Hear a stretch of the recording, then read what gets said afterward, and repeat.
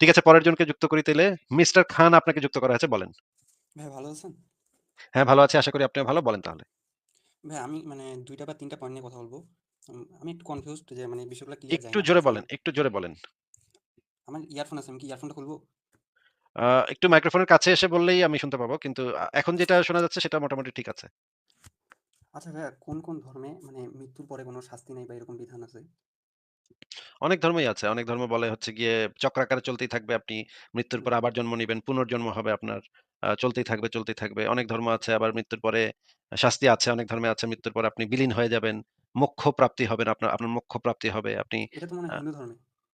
এটা হচ্ছে মূলত বৌদ্ধ ধর্মে বলা হচ্ছে জি মোক্ষ। ভাই। মানে মানুষের যে মোক্ষ লাভ হয় সেটা মূলত বৌদ্ধ ধর্মের কনসেপ্ট। হিন্দু ধর্মের কনসেপ্ট হচ্ছে গিয়ে মানে পুনর্জন্ম এবং মানে একটা সময়ে স্বর্গ বা নরকে যাওয়া। আর বৌদ্ধ ধর্মের কনসেপ্ট হচ্ছে মোক্ষ লাভ। মানে হচ্ছে গিয়ে মানে বিলীন হয়ে যাওয়া। আ অনেক নানা ধরনের কনসেপ্ট আছে। আবার চীনের অনেক ধর্ম আছে, তাদের কনসেপ্ট আবার ভিন্ন। একেক ধর্মের একেক কনসেপ্ট। এগুলো তো আসলে আচ্ছা আ খ্রিস্টানরা যে বলে ওদের যিশুকে বিশ্বাস না করলে স্বর্গে যাওয়া যাবে না বা এরকম কিছু এটা হ্যাঁ, বলে তো।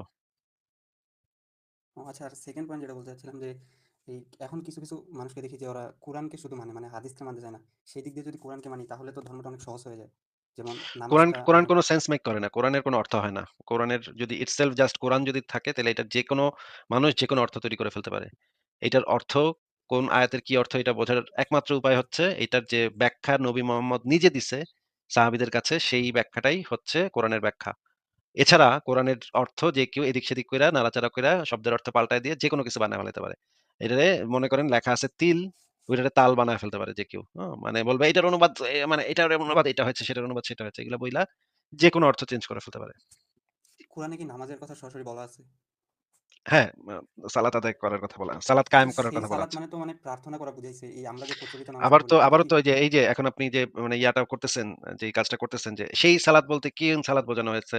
এটা যদি জাস্ট আপনি আপনার মনের মতো মনের খেয়াল খুশি মতো মনের মাধুরী মিশায় যদি আপনি ব্যাখ্যা করা শুরু করেন, তাহলে তো হবে না ভাই। মোহাম্মদ যেই কাজটা ঠিক আছে কইরা বুঝতে পারছি। দিয়া গেছে, কইরা দেখায় দিয়া গেছে, হাদিসের ভিতরে যেটা একদম পরিষ্কারভাবে আছে এমনে, এমনে, এমনে, এমনে করতে হবে। ঠিক আপনার সেভাবে করতে হবে। সালাত বলতে ওইটা বুঝায়। মানে আপনি যদি গাঞ্জা খায় বইসা থাকেন এখন যদি এক বাউল যদি এসে বলে যে, "এটাই সালাত, এটাই হচ্ছে গিয়ে প্রার্থনা, এটাই সালাত।" তাইলে তো এটারে তো ইসলামের পরিভাষায় এটারে সালাত বলবে না তো। জি ভাই বুঝতে পারছি। আর ভাই আরেকটা প্রশ্ন ছিল যে একজন দাবি করছে যে স্বপ্নের মাধ্যমে আমরা আমাদের কোনো মানে এই কোনো অঙ্গ ছাড়াই আমরা যে স্বাদগুলা পাই হয়তোবা দেখা যাচ্ছে স্বপ্নে মিষ্টি খাচ্ছি এরকম পাচ্ছি বা কোনো বিপদে পড়লে ভয় পাচ্ছি। তো স্বপ্নে আপনি কোনো স্বাদ পান না। ১ নম্বর কথা হচ্ছে স্বপ্নে আপনি কোনো স্বাদ পান না। আপনি যখন জিহ্বা দিয়ে কোনো একটা কিছুর স্বাদ পান বা চোখ হুম, দিয়ে যখন আপনি একটা কিছু দেখেন বা কান দিয়ে যখন একটা কিছু শোনেন, এই সিগন্যাল গুলা আপনার ব্রেইনে যায়। আপনার স্কিন থেকে বা আপনার জিহ্বা থেকে, আপনার চোখ থেকে সেই সিগন্যাল গুলা ব্রেইনে যায়। ব্রেইনে গিয়ে সেগুলা জমা থাকে। হ্যাঁ? জি, জমা থাকার পরে ব্রেইনের কাজ হচ্ছে রাতের বেলা যখন আপনি ঘুমান তখন সারাদিনের যে স্মৃতিগুলা সেই স্মৃতিগুলাকে তারা ব্রেইনটা করে, ব্রেইনটা যে কাজটা করে সেটাকে সাজায়, গুছায় রাখে।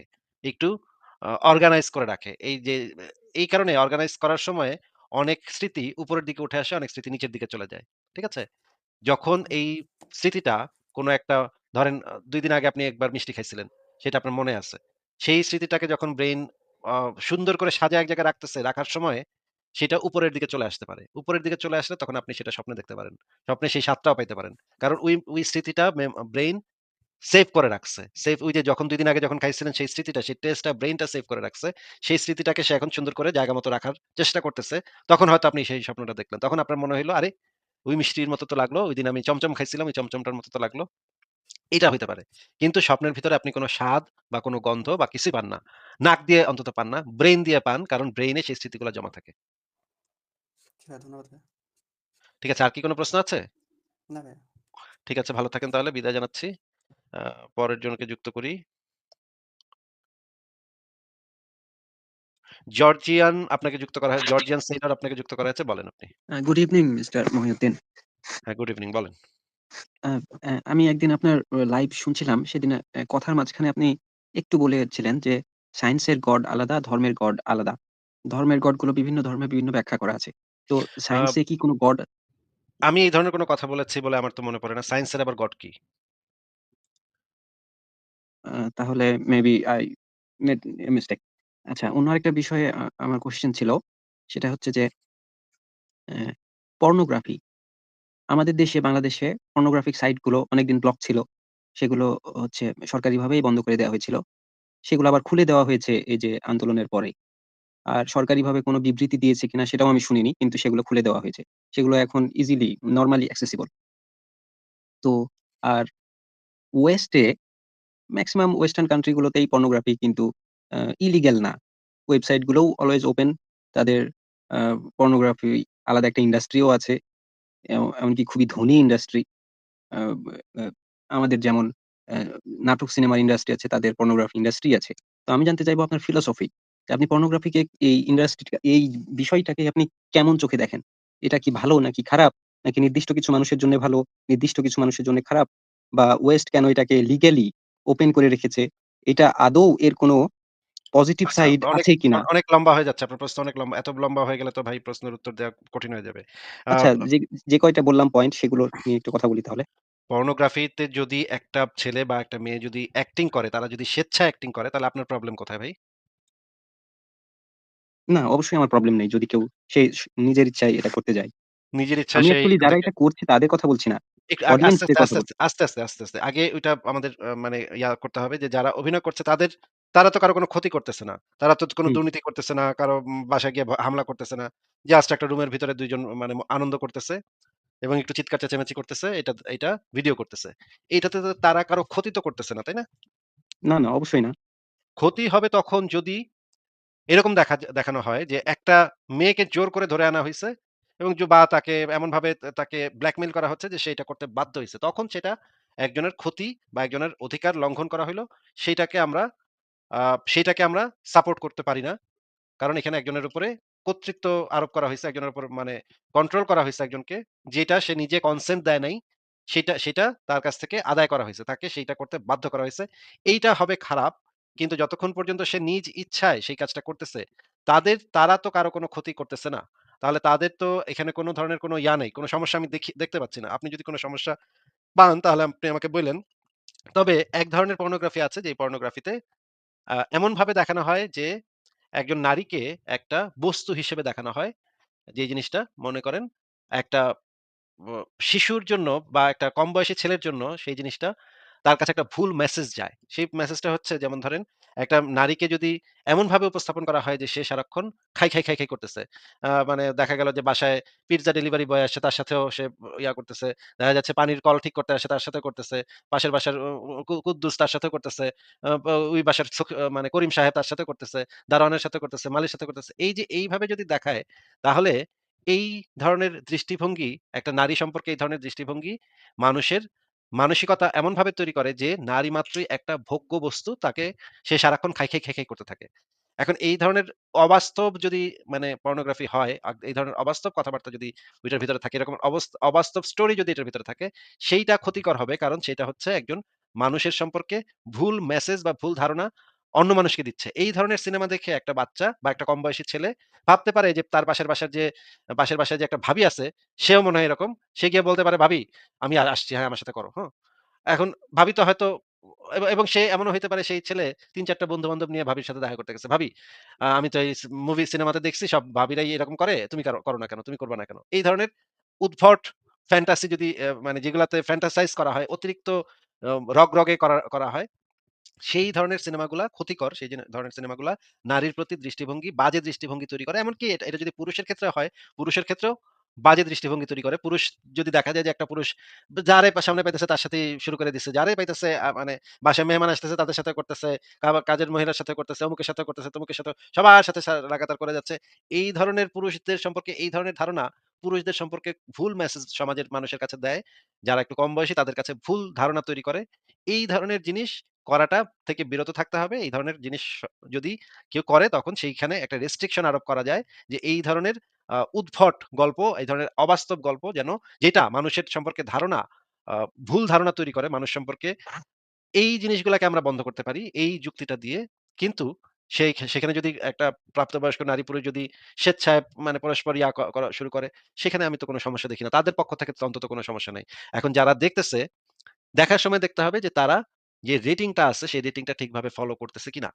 এই যে প্রত্যেকটা সিনেমার একটা রেটিং থাকে। এটা শুধুমাত্র যে অ্যাডাল্ট ইন্ডাস্ট্রিতে থাকে তা না। সমস্ত সিনেমাতে একটা রেটিং থাকে।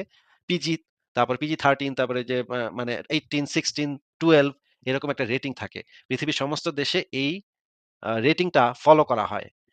উন্নত সভ্য দেশগুলাতে একটা কোন বয়সের বাচ্চাদের উপযোগী কোন সিনেমা সেটা নির্ধারণ করে রাখা হয় এবং তারা শুধুমাত্র সেই সিনেমাটাই দেখতে পারে। এর ছাড়া অন্য কোন সিনেমা তারা দেখতে পারে না। আমারও একটা ছেলে আছে। আমার ছেলে কখনো এমন কিছু দেখতে পারবে না যেটা আমি আ অফ করে রাখছি। এখানে প্যারেন্টাল কন্ট্রোল আছে। প্যারেন্টস কন্ট্রোল করতে পারে যে সে কি দেখতে পারবে, এই বয়সে সে কি দেখতে পারবে, এই বয়সে সে কি দেখতে পারবে না। তবে 18 হয়ে যাওয়ার পরে তার উপরে সেই রেস্ট্রিকশনটা উঠে যায়। সে তখন তার ইচ্ছামত জিনিসপত্র দেখতে পারে। আমরা যখন ছোটবেলা এবং এখানে একই সাথে যে জিনিসটা আছে যে স্কুলে যৌন শিক্ষা চালু আছে।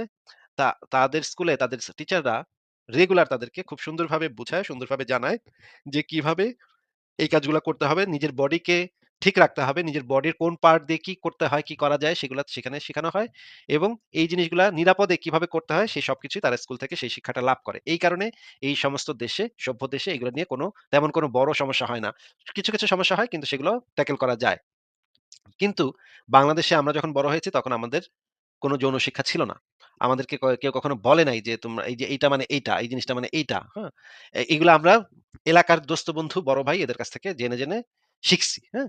এখন এই যে এলাকার বড় ভাইদের কাছ থেকে যে জানা বা শোনা, এই যে জানাগুলা, এইগুলা বেশিরভাগ সময় দেখা যায় ভুল তথ্য আমরা জানি। এই সমস্ত এলাকার চ্যাংড়া পোলাপান, বড় ভাই মানে যেটা মানে সবচাইতে বড় বদমাইশ, বড় পোংটা, এগুলার থেকে যখন আমরা জানতে চাই, আমি যখন ছোট ছিলাম তখন আমি তো এগুলা বুঝতাম না। তখন এলাকার যে বড় ভাইরা আমাদেরকে এগুলা বুঝাইতো। "এই এটা এমনে করতে হয়।" হ্যাঁ? তখন এদের কাছ থেকে আমরা ভুল জিনিসপত্র জানছি এবং তাদের কাছ থেকে যেই জিনিসগুলা জানছি সেগুলাকে তখন আমরা সত্য মনে করতাম। এবং পরবর্তী সময়ে বাংলাদেশের একটা ছেলে যেই জিনিসটা করে, যেহেতু তাদের আগ্রহ আছে এই বিষয়ে, তারা জানতে চায়। তাদের যখন বয়ঃসন্ধিতে পৌঁছায় তখন স্বাভাবিক আগ্রহ তৈরি হয় তাদের ভিতরে। তখন তারা জানতে চায় কিন্তু তখন তাদের জানার কোন সোর্স নাই। তখন তারা যেটা করে সেটা হচ্ছে ওই যে মানে নীলক্ষেত থেকে চটি কেনা শুরু করে। চটি কিনে চটি পড়া শুরু করে।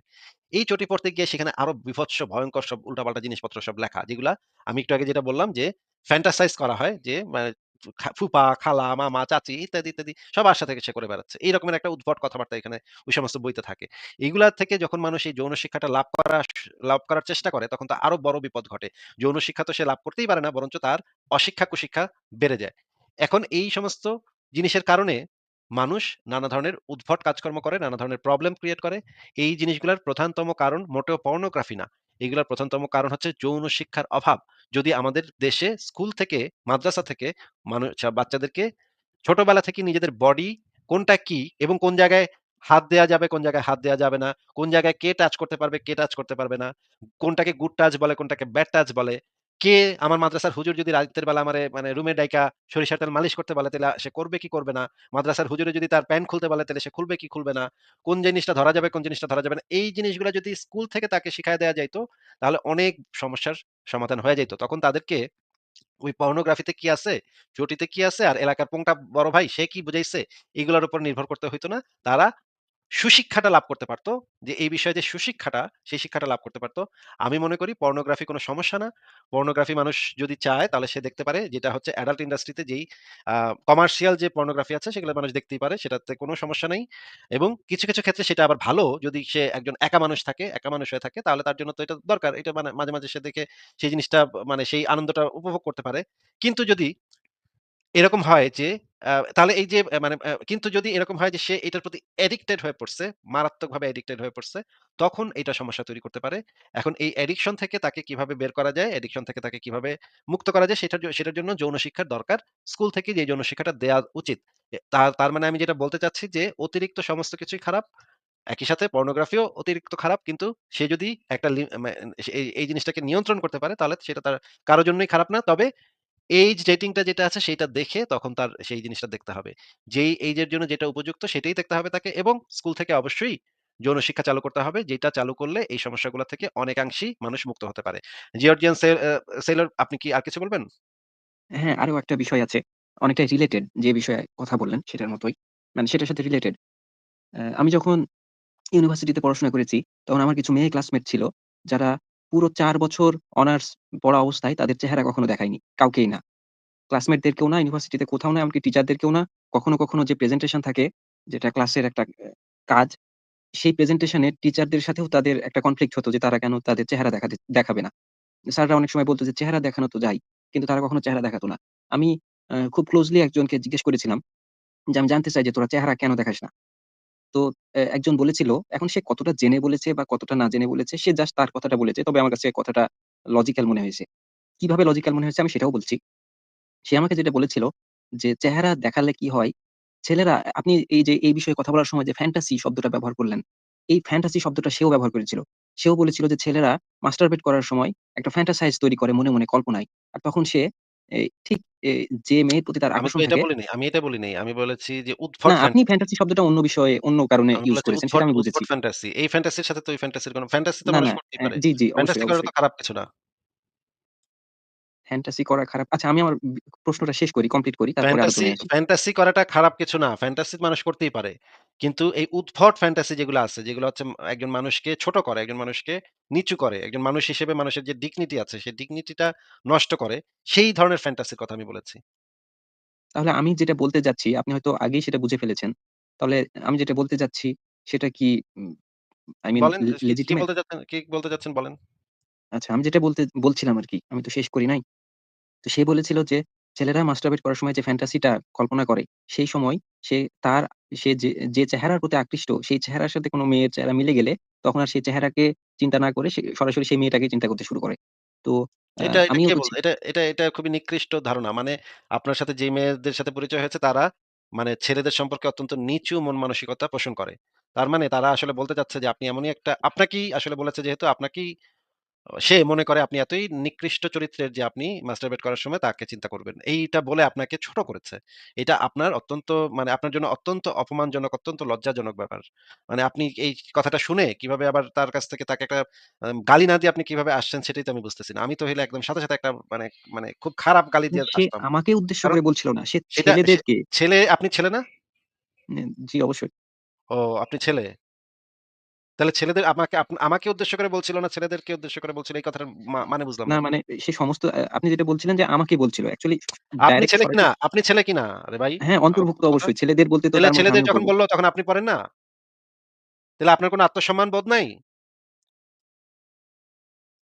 হ্যাঁ, ছেলেদেরকে যে বলল এভাবে যে ছেলেরা এটা করা দেখলে একটা চেহারা দেখলেই সে বাথরুমে গিয়া এটা করার সময় তার এই মেয়ের কথা ভাববে। আপনাকে যে ছোট করল, আপনাকে যে অপমান করল এটা আপনি বুঝেন নাই? কিন্তু সে কি একদম মিথ্যা বলেছে? অবশ্যই মানে তার মানে আপনিও সেটা করেন নাকি? তার মানে আপনি যদি যখনই একটা মেয়ের চেহারা দেখেন তখনই বাথরুমে গিয়ে সেই কাজটা করার সময় সেইটা মেয়েটার কথা ভাবেন আপনি? ছি, ছি, ছি, ছি, ছি মানে না, আপনি কি তো যখনই একটা কাউকে দেখি তখনই ওয়েট, ওয়েট, ওয়েট, ভাবি ওয়েট, সেটা ওয়েট, না। ওয়েট, ওয়েট, ওয়েট, ওয়েট, ওকে। ওয়েট। মানে আপনি একটা মেয়ের চেহারা দেখলেই আপনি ওইটা করার সময় ওই মেয়েটার কথা ভাবেন। এটা আপনি বলতে চাচ্ছেন? কারো না কারো কথা তো ভাবি। I have to কারো না admit it. কারো না কারো কথা ভাবতে আপনি যখন মুভি দেখতেছেন সেই মুভিতে তো তারা তো কমার্শিয়াল এই কাজের জন্য তারা পেইড এবং তারা কোন সমস্যা এখানে করতেছে না। তারা তো এই কাজের জন্য টাকা নিচ্ছে। এই কাজটা যখন তারা মুভিটা বানাচ্ছে সেটার জন্য তারা পয়সা নিছে এবং পাবলিক তাদেরকে দেখবে এবং তাদের কথা ভেবে তারা মজা মজা নিবে। এটা জেনেই সে এই ইন্ডাস্ট্রিতে আসছে, অ্যাডাল্ট ইন্ডাস্ট্রিতে আসছে। I এই extremely agree concept with that. দিয়েই এই কনসেন্ট নিয়েই সে এই ইন্ডাস্ট্রিতে আসছে। কিন্তু রাস্তায় একটা মেয়েকে দেখছেন সেটাকে মেয়েকে দেখে আপনি মানে কল্পনা করবেন এটাকে তবে আপনার মাথায় আসতেছে কেমনে? অদ্ভুত কথাবার্তা বলতেছেন আপনি। মানে আপনি এটা ফ্যান্টাসাইজ করেন? মানে মানে আপনার পাশের বাসার একটা মেয়ে বা মানে বে বে ক্লাসের একটা মেয়ে দেখে এভাবে মানে যত্রতত্র ফ্যান্টাসাইজ করেন আপনি? Uh, if I honestly admit, I fantasize someone even হ্যাঁ, who I never হ্যাঁ, see. হ্যাঁ, ঠিক আছে এটা হতে পারে। কোন একটা বিশেষ মানুষের প্রতি মানুষের যখন অনেক আকর্ষণ থাকবে, অনেক আগ্রহ থাকবে তখন এটা ফ্যান্টাসাইজ করতে পারে। তাকে কি আপনি বলবেন? তাকে কি তার সাথে আপনি প্রেমের সম্পর্ক করতে পারেন, তার সাথে তাকে ভালোবাসতে পারেন। সেটা তো ভিন্ন বিষয়। কিন্তু যত্রতত্র যেখানে সেখানে মানে মেয়ে দেখলেই আপনার এটা আসবে নাকি? এটা কি সম্ভব নাকি? এটা যদি আপনার হয় তাহলে তো আপনি ভাদ্র মাসের পাগলা কুত্তা হয়ে গেছেন ভাই। অ্যাকচুয়ালি আমার প্রশ্নটা করতাম কি আর আমাদের কথা চলে গেছে কোন দিকে? এটা হচ্ছে খুবই উদ্ভট সমস্ত কথাবার্তা। যেই মেয়ে আপনাকে এই সমস্ত কথা বলেছে সে আপনাকে তো ছোট করছেই, আমাকেও ছোট করছে এবং সমস্ত ছেলেদেরকে ছোট করছে যে, "তার কি আমার চেহারা রে ভাই! তোমার কি এমন চেহারা? তোমারে দেইখা আমার ইয়া করতে হবে।" এত আবার মানে কোথাকার কোন সুনাহাগা মুমিনা, সে ভাবতেছে তার চেহারা তার কি এমন খোমা রে ভাই ঐশ্বরিয়া রায়! তার খোমা দেইখা আমি মনিকা বেলুচি সে, তার খোমা দেইখা আমি ইয়া করব। ওরে মা রে ভাই! ভাই, ভাই, ভাই, ভাই, ভাই, ভাই, হ্যাঁ? এই সুনাহাগা মুমিনারে দেইখা আমার তো মানে বমি আসবে। বমিও আসতে পারে, তাই না? আপনাকে আমি যেটা বলতে চাচ্ছি সেটা হচ্ছে যে ২ জন মানুষ যদি চেহারাই না দেখে তাহলে তার পরিচয় কি? তার তো কোনো আসলে পরিচয় নাই। মানুষের চেহারা হচ্ছে তার পরিচয়। সে যদি নিজের পরিচয়টাই এইটার কারণে যদি সে নিজের পরিচয়টাই লুকায় ফেলে, তার তো কোনো পরিচয় থাকলো না। তার তো কোনো আত্মসম্মানও সেখানে তৈরি হবে না। সে কোনো একজন আত্মমর্যাদাশীল মানুষ হিসেবেও কখনো দাঁড়াতে পারবে না। আর যদি আপনি এরকম না দেখেন, কোনো ধরেন আপনি একটা বয়েজ স্কুলে পড়ছেন, বয়েজ কলেজে পড়ছেন, সারা জীবন কোনো মেয়ের চেহারাও দেখেন নাই, আপনার মেয়েদের সাথে খেলেনও নাই, মেয়েদের সাথে কথাও বলেন নাই। আমি দেখছি এই ধরনের ছেলেরা যেগুলা হচ্ছে মাদ্রাসা ছাপ, মানে ছেলে মাদ্রাসায় পইড়া বড় হইছে। এগুলা মেয়েদের একটু চুল দেখলেও তাদের প্যান্ট-পন ভিজা যায়। এই ঘটনা আমার নিজের সাথে ঘটছে। আমি একটা বাসে উঠছিলাম। আমি দেখছি যে একটা মাদ্রাসার ছাত্র আমার পাশে বসছে। পাশ দিয়ে একটা মেয়ে হেঁটে যাচ্ছিল। তখন ওই মাদ্রাসার ছাত্রটা সাদা পাঞ্জাবি পায়জামা পরা, একটু ছাগলা দাড়ি আছে। সে আমার পাশে বসে আছে। সেই ছেলেটার গা ঘেঁষে মেয়েটা একটু গেছে। এই যে গা ঘেঁষে একটু গেছে, এই ঘষাতে তার হয়ে গেল। আমি দেখলাম যে সে এরম মানে মুখ দিয়ে শব্দটা আমি করব না। তার কারণ তাইলে মানে স্ট্রাইক খেয়ে যাবো আমি। কিন্তু আমি দেখলাম যে তার সাদা পায়জামা ভিজে গেল, আমি দেখলাম। আমি তখন তাকে বললাম যে, "এই ভাই, আপনি তো মানে কি আপনার কি সমস্যা? আপনার কি ডায়াবেটিস নাকি? আপনি কি পেশাব করে দিছেন?" এবং আমি তখন একটা গন্ধ পাই, তীব্র গন্ধ পাইলাম। আমি বুঝলাম যে এই পোলা এই মানে এই পাশ দিয়ে ঘেইসে গেছে যে এইটুক ঘেইসা যাওয়ার কারণে তার হয়ে গেছে।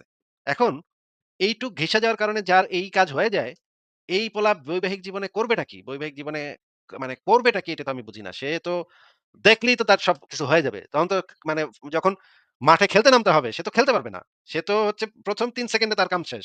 সে গোল-টোল খায়া বইসা আছে। সে খেলবে কখন? মানে ফুটবল তো একটা খেলার জিনিস, তাই না?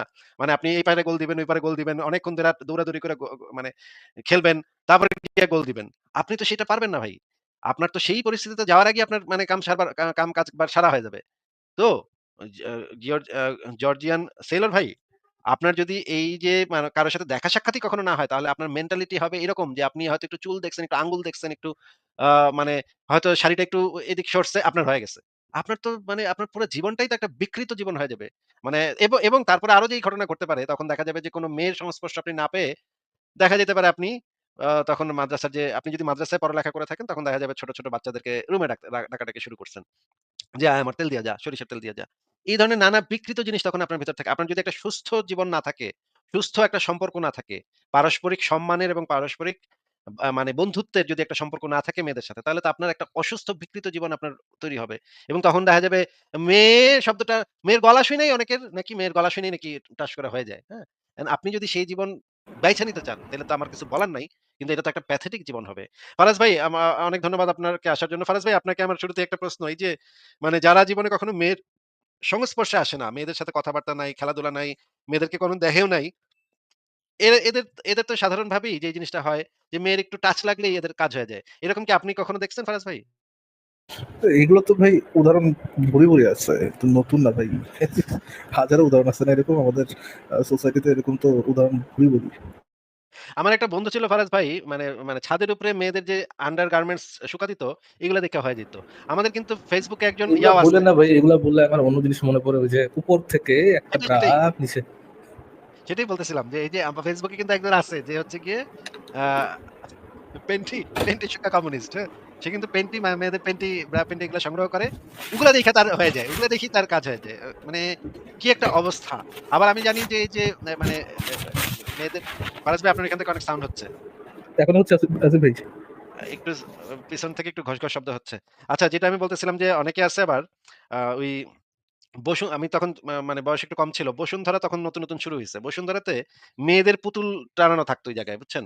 এবং ওই যে বুকের জায়গাটা একটু উঁচু, পুতুল, হ্যাঁ? প্লাস্টিকের পুতুল। ওগুলার উপরে জামা পরাইয়া তখন তারা ওই যে মানে জামাগুলাকে ওটার উপরে পরায় রাখতো। ওই পুতুল দেইখা আমার এক বন্ধুর মানে কাম হয়ে গেছে। হ্যাঁ? বসুন্ধরাতে ঘুরতেছিলাম, সে বেলায় বাথরুমে যাবে। আমি বলি, "কি হইছে?" বলে, "তার কাম হয়ে গেছে।" আমি বলি, "কাম তোর এত এত মানে কি দেখে তোর কাম হইলো?" বলে, "ওই যে ওই পুতুলটা দেখে তার কাম হয়ে গেছে।" তো আচ্ছা আমি আসিফ ভাই, আপনি কি পাকিস্তানের পিঙ্ক ডলফিন সম্পর্কে অবগত আছেন? একটু বলেন তো ভাই কি? পাকিস্তানের পিঙ্ক ডলফিন অ্যালিজেডলি হচ্ছে এক্সটিংশনের কাছাকাছি চলে আসছে, এবং এটার অনেকগুলো রিজনের মধ্যে একটা রিজন হচ্ছে যে তারা তারা এই যে দাঁড়ান একটা সেকেন্ড, এই যে يا এই বাচ্চাগুলো, مسلم يا عبد الله হ্যাঁ, এই আব্দুল্লাহ গুলা যে আর কি পিঙ্ক ইসের সাথে ডলফিনদের সাথে আকাম করা এত পরিমাণ করছে যে অলমোস্ট এখন এগুলো এক্সটিংক্ট। পাকিস্তান পিঙ্ক ডলফিন লিখে সার্চ করলে আপনি এই জিনিসগুলো পাই যাবেন আসলে। মানে খুবই ভয়ংকর, ভয়ংকর অবস্থা এগুলা মানে এবং আমরা দেখছি আমরা এটাও জানি যে এই যখন মানুষের এই স্বাভাবিক একটা সম্পর্ক, স্বাভাবিক একটা বন্ধুত্বপূর্ণ সম্পর্ক বা প্রেমের সম্পর্ক, এই সম্পর্কগুলা যখন মানুষের না থাকে তখন মানুষের ভিতরে নানা ধরনের বিকৃতি হয়। যেমন আমরা দেখি যে পাকিস্তানে যেই ঘটনাটা ঘটছিল যে দাঁড়ান একটা ভিডিও দেখাই। এই যে মানে আ এই ভিডিওটা একটু দেখেন তারা কি, কি করে। রায়হান আব্দুল আপনি লিখেছেন আমি না বুঝে গরুর সাথে জেনা করে ফেলেছি। কি আরে বলুন কি রায়হান আব্দুল আপনি লিখেছেন আমি না বুঝে গরুর সাথে জেনা করে ফেলেছি। शाबाश बेटा बहुत बढ़िया मुन्ना এখন আমার করণীয় কি? আর এই অপরাধের কি কোনো ক্ষমা আছে? মাহাজাল্লাহ, আল্লাহ তাআলা মাফ করুন। আহ, অপরাধ সেটা যেটাই হোক না কেন, যত জঘন্যই হোক না কেন, তো এই রকমের অবস্থা হবে তখন। মানে তখন মানে এত বিকৃত পর্যায়ে পৌঁছে যাবে তখন যদি স্বাভাবিক একটা সম্পর্ক, স্বাভাবিক একটা বন্ধুত্ব ১ম এ হচ্ছে বন্ধুত্বপূর্ণ সম্পর্ক এবং তারাও যে আমার মতো মানুষ একই রকম আচ্ছা আসিফ আমাদের ভাই, এই গরুর সাথে বিষয়টা কি আপনার ইসে আছে নাকি? আপনার ইউটিউবে হ্যাঁ, আছে নাকি আসিফ ভাই? আলাদা হ্যাঁ, আলাদা হ্যাঁ, করা আছে? আচ্ছা। YouTube এ আছে, আছে। হ্যাঁ, দেখেন। এটা এখানেও আছে। এই সংশয়মূলেও আছে, YouTube এও আছে, Facebook এও আছে। ওইখান থেকে ডাউনলোড করলে আর কি কম হবে? আমি তাহলে ইউটিউব থেকেই নামাই দিব নি আসিফ ভাই। আপনাকে আমি পাঠায় দিব না এটার ভিডিও ভালো, ভালো কপি 4K কপি আমি পাঠায় ও দিব। আচ্ছা আচ্ছা okay thank you thank you for your dedication, thank you ভাই আসিফ ভাই। আমরা থ্যাংক ইউ। হ্যাঁ ভাই, গরুর এটা একটু পাঠা দেন, গরুর এখানে আছে। জর্জিয়ান সেলর ভাই আপনি কি একটু বলেন তো যে আপনার কি মনে হয় এই বিষয়ে? কোন বিষয়ে এক্সাক্টলি? এই যে একটা ছেলে-মেয়ের ভিতরে যদি স্বাভাবিক সম্পর্কটা না থাকে তাহলে যে নানা ধরনের বিকৃতির উৎপত্তি ঘটে সেখান থেকে, এই বিষয়ে। অ্যাকচুয়ালি বায়োলজিক্যালি ছেলে-মেয়ে সবারই অ্যা ১৮ বছর বা ২০ বছরের মধ্যেই কিন্তু অ্যাকচুয়ালি বিয়ে করে নেওয়া উচিত বা রিলেশনশিপ এ যাওয়া উচিত। যেটা অ্যাকচুয়ালি এটা কে সবার বলছে? ক্ষেত্রে এটা পসিবল কে হয় বলছে? না। বিয়ে করে নেওয়া উচিত এটা আপনাকে কে বলছে? আই মিন বায়োলজিক্যালি বিয়ে হোক বা বিয়ে করে নেওয়া উচিত। বায়োলজির কোন বইতে লেখা আছে বা বায়োলজির কোন না, বিজ্ঞানী বলছে? বায়োলজির বইতে লিখা ভাই, না। মানে ভাই সেক্সুয়াল ডিজায়ার এর কথার মাঝখানে কথা না, কথার মাঝখানে কথা না। ফারাজ ভাই উনি বলল না যে বায়োলজি অনুসারে 18-20 বছরের ভিতরে বিয়ে করে নেওয়া উচিত। এটা শুনেছেন না আপনি? বায়োলজিক্যাল পয়েন্ট অফ ভিউ থেকে এরকম হয়তোবা কোনো একটা কিছু বলছেন আরকি। কিন্তু বায়োলজির পয়েন্ট অফ ভিউ থেকে কে কোন বায়োলজিস্ট জীবনে কখনো বলছে যে 18 থেকে 20 বছরের মধ্যে বিয়ে করে নেওয়া উচিত? এটা উনি হয়তোবা আসিফ ভাই মানে আরকি আপনার কথা থেকে খুব বেশি দূরে যায় নাই। সে ২ টাই বলছে আরকি। ফিজিক্যাল রিলেশনশিপ আর বিয়ে ওটার কথা বলছে। খুব বেশি আরকি প্রবলেমেটিক না কথাটা। প্রেফারেন্স এর কথা বলছে। তার প্রেফারেন্স এখন এট লিস্ট তো ভাই আ এই কথা তো বলে নাই যে a she is 6 years old but she is 10 to me. এগুলো তো বলে নাই। এগুলো থেকে তো 1000 আচ্ছা। 1000 টাইম কিন্তু বেটার এট লিস্ট। কিন্তু বিয়ে করার জন্য তো সেই পরিমাণে বয়স এবং সেই পরিমাণে মন মানসিকতা তৈরি হতে হবে। অর্থনৈতিকভাবে হ্যাঁ, স্বাবলম্বী হতে মিস্টার হবে। Arnab for saving me. আচ্ছা ঠিক আমি আছে। আসলে অতটা ডিপলি বায়োলজি শব্দটা আচ্ছা আসিফ অতটা ভাই, আমি ডিপলি মিন আপনাকে করে পড়ি নাই। আরেকটা ইয়ে দেখাবো, একটা ভিডিও দেখাবো। আপনি কি এটা দেখছেন কিনা জানি না। এটা একটু দেখাবো। আম দেখান। এই জিনিসটা একটু দেখেন আসিফ ভাই। আপনি কখনো এই ডকুমেন্টারিটা দেখছেন আসিফ ভাই? আপনার দেখার কথা। Praying on young boys Pakistanis hidden predators, এই ইয়েটা দেখছেন? এটা আমি আ অনেকদিন আগে মনে হয় দেখছিলাম। অনেক বছর আগে। আচ্ছা, এইটা একটু দর্শকরা আপনারা এটা একটু দেখেন। আম আম এইটা কিন্তু ভালো একটা ডকুমেন্টারি। এখানে Girls have দেখবেন finally যে begun to আমাদের যে lady. মাদ্রাসায় যে জিনিসগুলো হয় সেটা হচ্ছে পাকিস্তানে খুব আ অহরহ একটা বিষয় আছে ভাই, বুঝছেন? এবং তারা রাস্তাঘাটে ছেলেরা দাঁড়ায় থাকে। ইয়াং পোলাপাইন দাঁড়ায় থাকে এবং তাদেরকে অ্যাডাল্টরা নিয়ে যে হোটেলে যেয়ে যে দেখেন সিনেমা হলে নিয়ে যায় তো মানে এটা খুব অহরহ বিষয় পাকিস্তানের। মানে ওপেন সিক্রেট আরকি। ওপেন সিক্রেট, হ্যাঁ। আপনারা এই ডকুমেন্টারিটা দেখতে পারেন, এই যে praying on young boys Pakistani hidden predators. আমি চাইলে আপনাদেরকে লিংকটা দিয়ে দিচ্ছি ইউটিউব আর ফেসবুক থেকে। আহ, এই সময় রিয়েল টাইমে আপনি ইয়েটা দেখতে পারবেন, ভিডিওটা দেখতে মানে লিংকটা পেয়ে যাবেন। এই ভিডিওটা একটু দেখেন, অসাধারণ একটা ভিডিও। মানে ঠিক আছে আমি দেখব। পাকিস্তানে অ্যাকচুয়ালি কি হয় এই জিনিসটা খুবই হ্যাঁ আসিফ ভাই, আপনি একটু দেখেন ভাই, মানে লিটারাল কান্না চলে আসবে আপনার, বুঝছেন? বা ছেলেরা ধর্ষিত হইতে বড় হয় এবং ওই সময় তারা ধর্ষণের পরে টাকা পয়সা পায়, সেই টাকা দিয়ে নেশা করে। পরবর্তীতে তারাও ওই যে ছেলেরা ধর্ষিত হয়ে বড় হচ্ছে তারাও আহ, অন্যান্য বাচ্চাদের উপর তাদের এই যে ইচ্ছাটা চরিতার্থ করে। হ্যাঁ, পরে তো আসলে ২ টা স্কোপ থাকে। হয় ইসলামিক জঙ্গি হয়ে যাও অথবা তুমি আ নিজেই এই কাজ শুরু করো। তাই না? হ্যাঁ হ্যাঁ ভাই, মেন্টালি ডিস্টার্ব হয়ে যায় না পোলাপাইন, একেবারে তো মেন্টালি ডিস্টার্ব হয়ে যায়। হুম। আচ্ছা। আরাস ভাই জি তাইলে আসিফ ভাই। আপনি একটু কথা বলেন ওনার সাথে আমি তাহলে একটু ঘুরে আসি। ফারাজ ভাই কি আছেন? আচ্ছা আচ্ছা আচ্ছা আচ্ছা, ঠিক আছে, হ্যাঁ আসিফ ভাই। ওকে তাহলে আমি একটু ঘুরে আসি। জি। সেলর ভাইয়া বলেন। আচ্ছা, আপনাকে একটা প্রশ্ন করি। আমি আসলে উনাকে একটা প্রশ্ন, দ্বিতীয় প্রশ্ন যেটা করেছিলাম সেই প্রশ্নটা আমি কমপ্লিটলি বলার আগেই উনি আলোচনা শুরু করে দিয়েছেন। ফলে উনি এতক্ষণ যা বললেন সেটা আমার প্রশ্নই ছিল না। যাই হোক, আ আ আপনাকে একটা কোয়েশ্চেন করি। যে টপিক নিয়ে কথা বলছিলাম একটু অ্যাকচুয়ালি সেই টপিকের শর্ট এন্ড স্পেসিফিক ভাইয়া। আমি খুব শর্ট আলোচনা করতে পছন্দ করি, তো শর্ট এন্ড স্পেসিফিক আলোচনা করেন। হ্যাঁ। সরি আমি বলেন, বুঝি নাই সমস্যা নাই, আপনার বলেন। একটু শর্ট আচ্ছা, এন্ড স্পেসিফিক করেন কোশ্চেনটা আরকি। হ্যাঁ। আচ্ছা আমার কোয়েশ্চেনটা হচ্ছে যে স্বামী-স্ত্রী অথবা অন্য যেকোনো রিলেশনশিপ, সেটা বিয়ে না হোক, যখন চিটিং বিষয়টা আসে, কোন একজন ওকে। কাপল, হ্যাঁ, চিটিং বিষয়টা আছে। ডিটেইল বলা লাগবে না। হ্যাঁ, চিটিং বিষয়টা আছে দেন। তো আমি যেটা জানতে চাচ্ছি যে চিটিং করলে অ্যাকচুয়ালি অপর পক্ষের কি করা উচিত? লিভ করা উচিত। এইটাই সচরাচর দেখে আসছি যে চিট করলে লিভ করে। বাট এটাই কি একমাত্র বা এটাই কি বেস্ট ডিসিশন? এটা প্রেফারেন্স এর উপর ভিত্তি করে। ধরেন আপনি যদি চান, আপনার যদি মনে হয় সিচুয়েশন যদি এরকম থাকে যে না, আপনি করতে চান না, আপনি তাকে লিভ করতে চান না, তারপরেও তার সাথে বোঝাপড়া করে তার সাথে থাকতে চান। যদি আপনি মনে করেন এটা ভালো, এটা তো প্রেফারেন্স এর বিষয়। প্রেফারেন্স এর বিষয়ে তো আমার কিছু বলার নাই ভাই। প্রেফারেন্স একজন মানুষ কি চুজ করবে না চুজ করবে, এটা তার নিজস্ব ব্যক্তিগত বিষয়। এখন আপনি আমার এই সম্পর্কে যেটা জানতে পারেন, আমার প্রেফারেন্স জানতে পারেন। যতই আপনি আমাকে স্পেসিফিক উদাহরণ দেন, আমি ততই নিজের প্রেফারেন্সের কথা বলবো, হ্যাঁ? কিন্তু এখানে তো এমন না যে আপনি তার সাথে থাকেন বা না থাকেন, কারো রাইট ভায়োলেট হচ্ছে বা কারোর কোনো ইমোরাল জিনিস হচ্ছে, তো এখানে তো আমার আসলে কিছু বলার নেই। আলটিমেটলি প্রেফারেন্সের বিষয়। বুঝতে পারছেন সেলিম ভাই? আমি কিন্তু খুব সিম্পল অ্যান্সার দিয়ে দিচ্ছি। এটা কিন্তু খুব টাফ কোনো বিষয় না। প্রেফারেন্স আপনার নিজস্ব বিষয়, নিজস্ব ইচ্ছা এবং সিচুয়েশনের বিষয় আরকি। আচ্ছা, ঠিক এই আছে? চিটিংটা তো ২ রকম হতে পারে। একটা হচ্ছে রিলেশনশিপের পরে এবং রিলেশনশিপের আগেই। এমন যদি আপনি লিভিং, এটা কি ২ ক্ষেত্রে প্রযোজ্য? হ্যাঁ, হ্যাঁ, অফ কোর্স। কিন্তু সে চিট করলো, আমি লিভ নিলাম। That's all. এটা তার কি অ্যাকচুয়ালি এখানে আর কি পানিশমেন্টটা করবেন হলো? ভাই? পিড়াবেন? অ্যাকচুয়ালি কি সেটাই আমার পানিশমেন্ট দিবেন কোয়েশ্চেন তাকে? যে আর কি করা যায়? কি কিছু করা যায় না তো। কি করা যায়? কি করতে চান? আপনি আপনার প্রেফারেন্স কি? পিড়াবেন? না, না, আমি তাইলে? অ্যাকচুয়ালি হার্মফুল কিছু করতে চাই না এরকম তাইলে কি সিচুয়েশনে। করতে যাচ্ছেন? কি করতে যাচ্ছেন আমি সেখানে? অ্যাকচুয়ালি সেটাই বুঝতে পারছি না যে আরো তাহলে কি করতে আপনি বুঝতে না পারলে আমি কি করব ভাই? আমি আমার প্রেফারেন্স এর কথা বললাম। আপনি কোনো কিছু হার্মফুল করে না করতে চাইলে করেন না। আপনার হার্মফুল করতে না চাইলে তো আমি একটা জিনিসই দেখি, ওখান থেকে লিভ করা। হুম, অর্থাৎ এছাড়া আর কোনো পানিশমেন্ট বেসিক্যালি আমার নাই কাছে বা নাই কাউকে। ভাই। আমার কাছে প্রেফারেবল এটাই হবে যে আমি লিভ করব। আমি এরকম কোনো টক্সিক রিলেশনশিপ জীবনে করি না যে আমার কোনো বন্ধু চিট করছে। তো আমি আমার সাথে কেউ চিট করলে আমি জাস্ট সিম্পলি লিভ করতাম তাকে।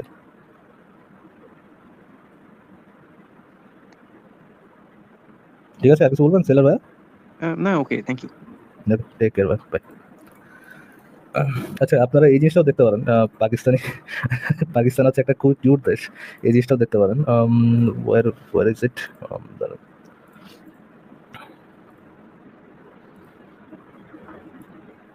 The Indus River dolphin and its cousin, the Ganges River আচ্ছা। dolphin.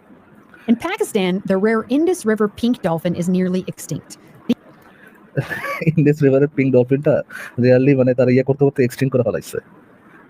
The দেখেন এখানে Indus River দেখেন। dolphin and its cousin, the Ganges River dolphin, are two river dolphin subspecies that are today the only surviving members of a once primitive and widespread group of archaic cetaceans that swam in the ancient Tethys Sea 50 million years ago. The Tethys Sea once covered what is now India, Indonesia, and the Indian Ocean. The survival of these dolphins is crucial to the local ecostructure. They're considered an indicator species, acting as an indicator of the health of the river.